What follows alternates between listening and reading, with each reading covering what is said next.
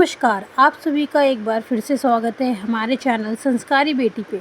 क्या पूजा या आराधना करते वक्त आपकी आंखों में भी आंसू आते हैं? अगर आपके साथ भी ऐसा होता है तो आप इस वीडियो को अंत तक जरूर देखें। आज हम आपको बताएंगे आखिर ऐसा क्यों होता है, ऐसी कौन सी अज्ञात अलौकिक शक्तियाँ हैं की कृपा आप पे बनी हुई है। और पूजा करते समय आंखों से आंसू आना, नींद आना और उबासी आना का क्या अर्थ होता है। हमारे प्राचीन ग्रंथों के अनुसार शुरुआत में संपूर्ण ब्रह्मांड खाली था, हर तरफ केवल अंधकार ही था। तभी अचानक इस ब्रह्मांड में एक शिवलिंग प्रकट हुआ जिसने इस पूर्ण ब्रह्मांड को ऊर्जा से भर दिया। इसी कारण ऐसा माना जाता है कि निराकार भगवान शिव का इस समस्त ब्रह्मांड में कण कण में वास है। वह सृष्टि के संतुलन को बनाए हुए हैं। शिव ही आदि हैं और शिव ही अनंत हैं। इसी कारण इस ब्रह्मांड में जो कुछ भी होता है वह केवल ईश्वर की मर्जी से होता है। जब आप पूजा करने बैठते हैं अथवा ईश्वर का ध्यान करने बैठ जाते हैं तो आपकी आत्मा ईश्वर के साथ जुड़ जाती है।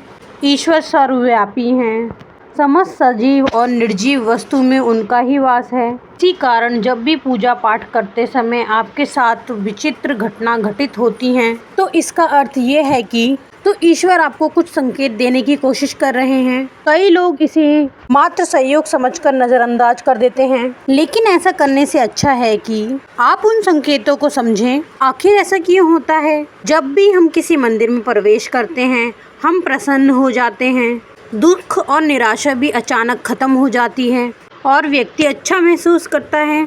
ऐसा इसलिए क्योंकि मंदिर के वातावरण में सकारात्मक ऊर्जा होती है और शक्तियाँ होती हैं, जिसके प्रभाव से मंदिर में आने वाले व्यक्ति का मन शांत, सुख का अनुभव करता है। कई बार विद्यार्थियों को माता सरस्वती का ध्यान करते समय आंखों में आंसू आ जाते हैं या अचानक नींद आने लगती है। साथ ही देवी देवता की कथा सुनते वक्त भी अचानक रोम रोम खड़े हो जाते हैं या आंखों से आंसू आने लगते हैं। कभी कभी जब हमें ईश्वर की उस अनंत शक्ति का एहसास हो जाता है तो हमारे रोंगटे खड़े हो जाते हैं और ईश्वर पर हमारा विश्वास और दृढ़ हो जाता है।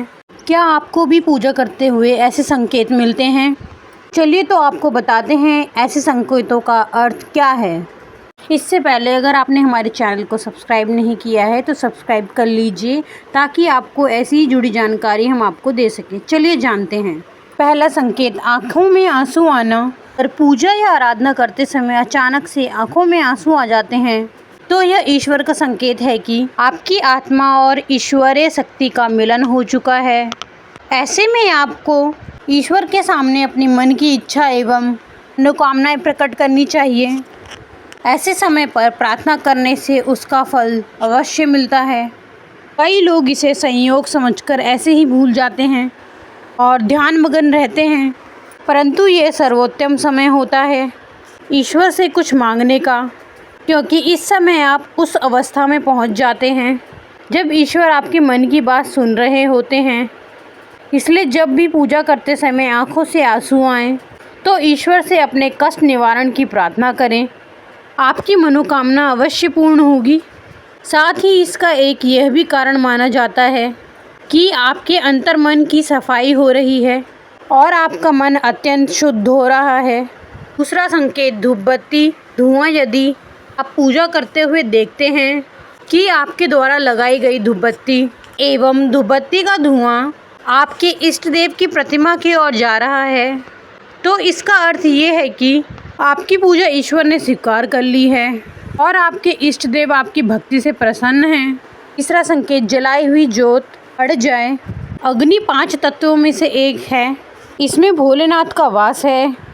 अगर आप पूजा कर रहे हैं और आपके सामने रखे दीपक या आरती की ज्योत बढ़ जाए तो यह एक ईश्वर का संकेत है, तो वह आपकी पूजा और सच्ची भक्ति से प्रसन्न है। ऐसे समय पर हमें ईश्वर से प्रार्थना करनी चाहिए और आपको अपनी मनोकामना बतानी चाहिए। चौथा संकेत, गाय का द्वार पर आना। भगवान शिव जी की आरती एवं पूजा के समय अगर द्वार पर गाय आती हो, यह बड़ा ही शुभ संकेत है। द्वार पर आई गाय की पूजा करें, उसे रोटी खिलाएं और नमस्कार करें। अपनी मनोकामना गौ माता के सामने रखें, आपकी इच्छा अवश्य पूरी होगी। प्राचीन ग्रंथों में गाय को हर मनोकामनाएं पूर्ण करने वाली कामधेनु माना गया है। 5वां संकेत फूल का गिरना। अगर पूजा एवं ध्यान से पहले फूल ईश्वर की प्रतिमा पर चढ़ाए हैं और ध्यान एवं पूजा करते समय अगर वह फूल की ओर गिरता है तो यह बहुत ही बड़ा शुभ संकेत माना जाता है। इसका अर्थ है कि आपकी आराधना को ईश्वर ने स्वीकार कर लिया है और वे उसका उचित फल आपको तुरंत ही प्रदान करेंगे। अगर आपके साथ भी ऐसा होता है तो या हुआ हो तो कमेंट कर ज़रूर बताएं।